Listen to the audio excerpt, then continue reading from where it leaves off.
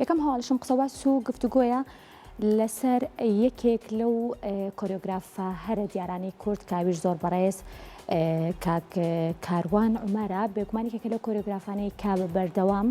یەکێکە لەو مامۆستانی کە توانیوێتی چەندینەوە پێ بگەێنێت لە نێو سەمای بالیەیە و بێگومان هەم لە ناوخۆی هەرێمی کوردستان و چەندین تابلۆی زۆر جوان نمایشی زۆر جوانیشی لە جەرەوەی کوردستان بە ئەنجام گەیاندۆ دیارە توانیوێتی کە چەندین خوێندکاری زۆر باشیش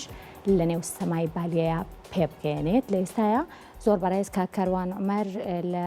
ژێرناویشانی خۆ بڵێن بە دروشمێ گەرچەنها یەک ژیانمان هەبووە سەمایەکی تایبەت و دروشمێکی جیاواز و هەروەها نمایشێکی زۆر تایبەتیش لە نێو سویسرایە بە ئەنجامەگەێنێت.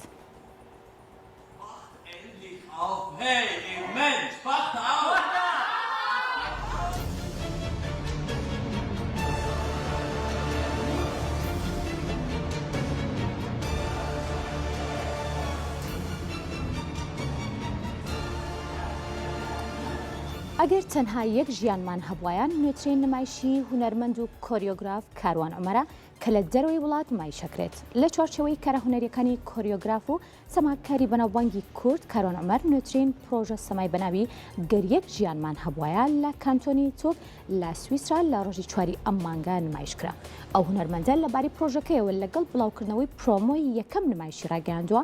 کە ڕۆژی 19 مانگەش لە شانۆی پاڤلۆن لە کانتۆنی لۆچەر نمایشەکرێت و لە ناوەڕاستی مانگی چواریش لە کانتۆنی فرێبۆرگ نمایشەکرێت.